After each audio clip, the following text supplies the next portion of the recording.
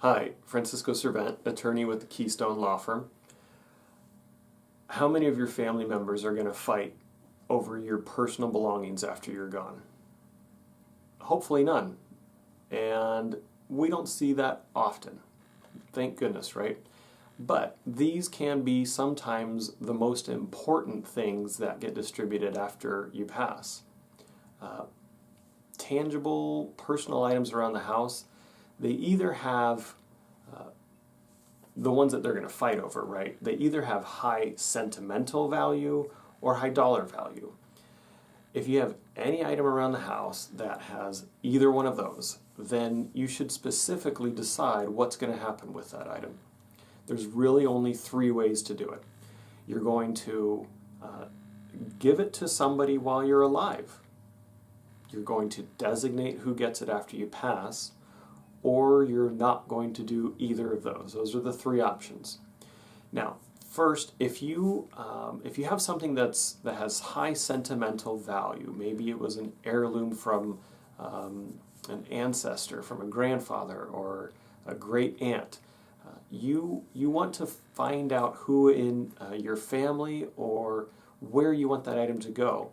And if you want to see the benefit of that gift, you are free to give that during your life. You do not have to wait until the terms of your will or your trust are implemented after you pass. Giving it while you're alive has a couple huge benefits. The first one is, of course, you get to see the person enjoy it. Or if it's a collection that you give to a museum, you get to see it be displayed and people enjoy it. I mean, that can be a lot of fun.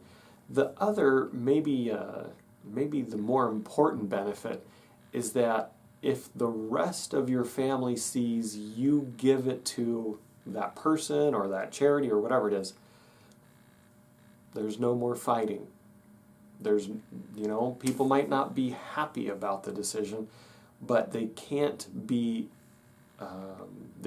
challenge it. A lifetime gift, as long as you're competent, there's no way to challenge that. So you really get to avoid that whole controversy in the future by making that gift during your life. Now, the second option is to designate in your will, in your trust, or on some personal property memorandum who will receive it after you die. And there's lots of different ways to do that, and there's advantages and disadvantages to doing it in your will, your trust, or on a memorandum. But the way this will get implemented is on your death, the person you've designated to wrap up your affairs will find that item in your house and make the gift. And if they're smart, they'll get a receipt saying that the gift was made. What you don't want to do is the third option, and that is to make no decision about it. If you have something that has high dollar value or high sentimental value, you definitely want to choose options 1 or 2 and make instructions for that. Because if you don't, there's going to probably be 1 or 2 or 3 or 4 people who think you wanted them to have it. And trust me, we've heard beneficiaries say this. I know she wanted me to have this. We talked about it. Unless it's in writing, nobody gets it. Okay? Unless all the beneficiaries agree that one person gets it. And if they don't, then guess what happens? It gets sold and then the money gets distributed. So making the third choice, right, where you really don't make a decision, is basically saying, I want this item to be sold. Now, for all the other things in your life, in your house that don't have high sentimental value or do not have high dollar value, you are free to make specific instructions for what happens to those items.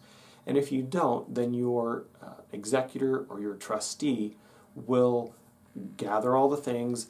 If there are agreements among your beneficiaries about who receives what, then they can distribute those items directly to each of the beneficiaries.